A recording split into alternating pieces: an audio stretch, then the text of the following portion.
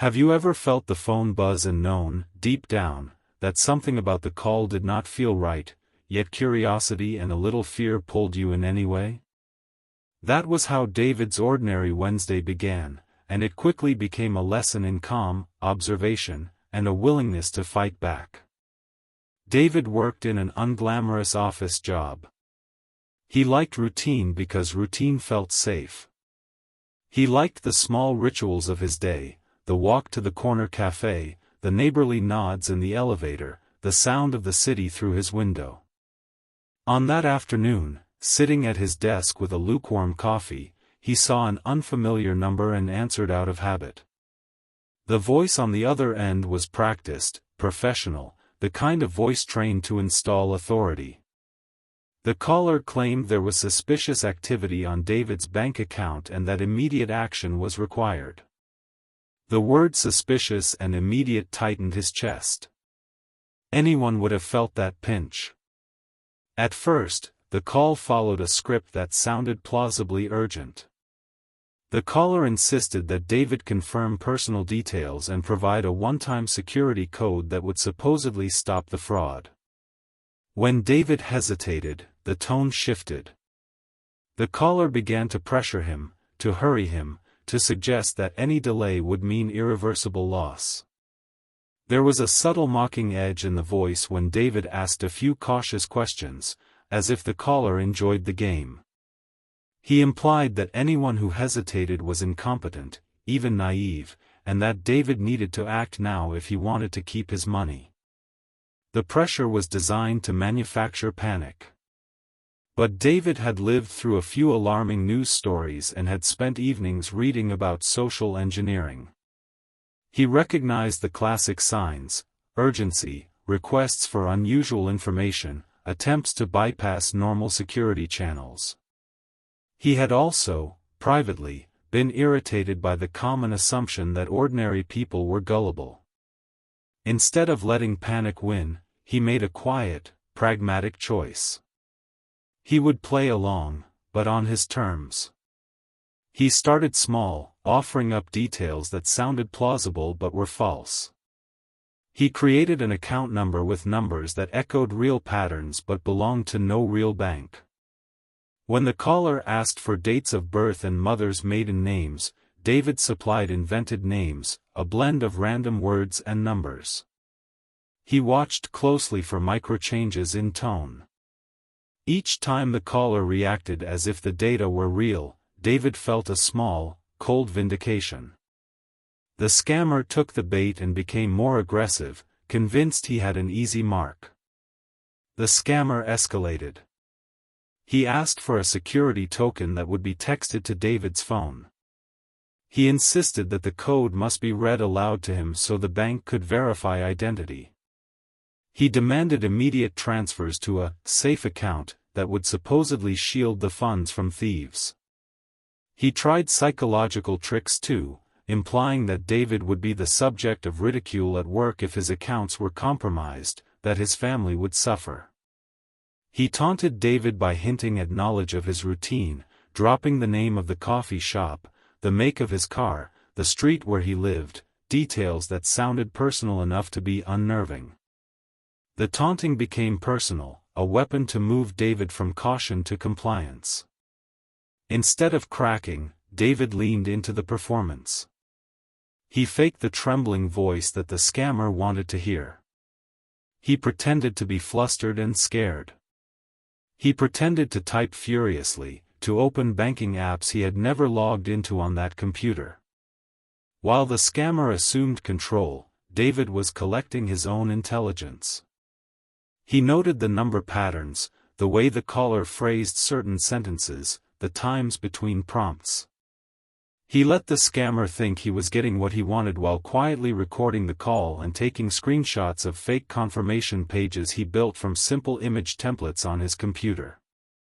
He sent the scammer a photo of a fabricated transaction confirmation that included a fake reference number, a number David had invented, and watched the scammer react with triumph over the phone. That reaction told David something crucial: the scammer relied on surface-level signals, on the appearance of compliance, more than on real banking systems. At the same time David was acting, he messaged a coworker who owed him a favor and worked in IT.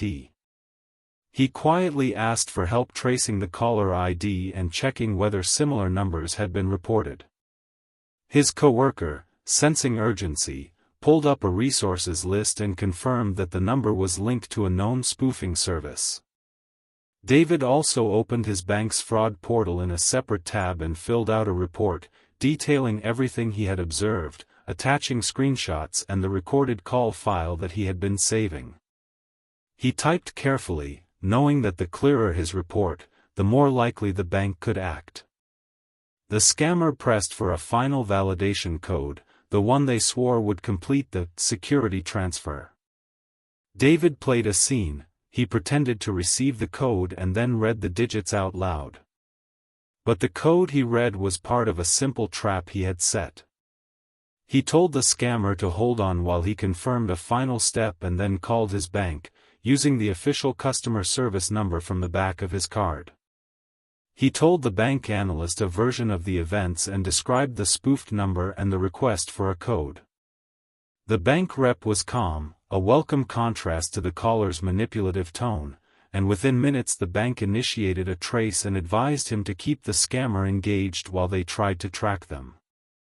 The analyst explained that scammers often used call forwarding and international routing, but patterns could be identified if the victim kept the line open and recorded details. David agreed to cooperate.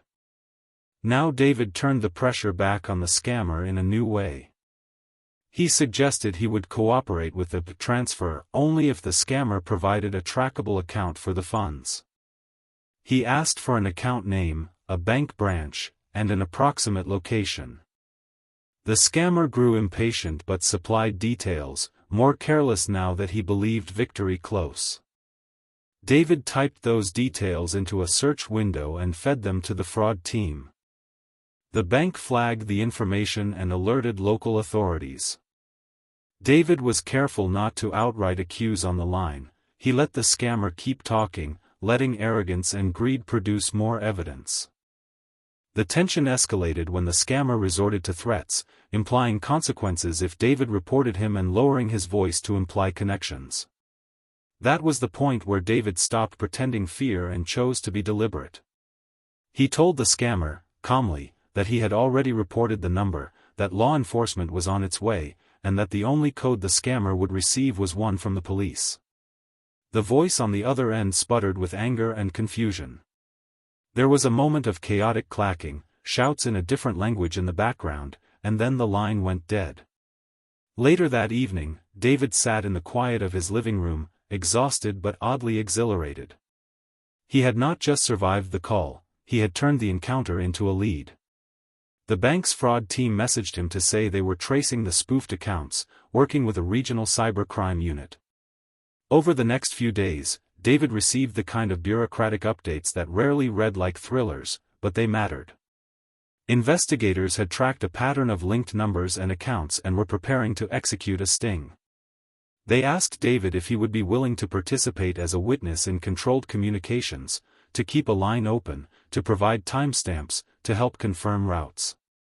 David agreed, feeling useful in a way he had not expected when the day had begun.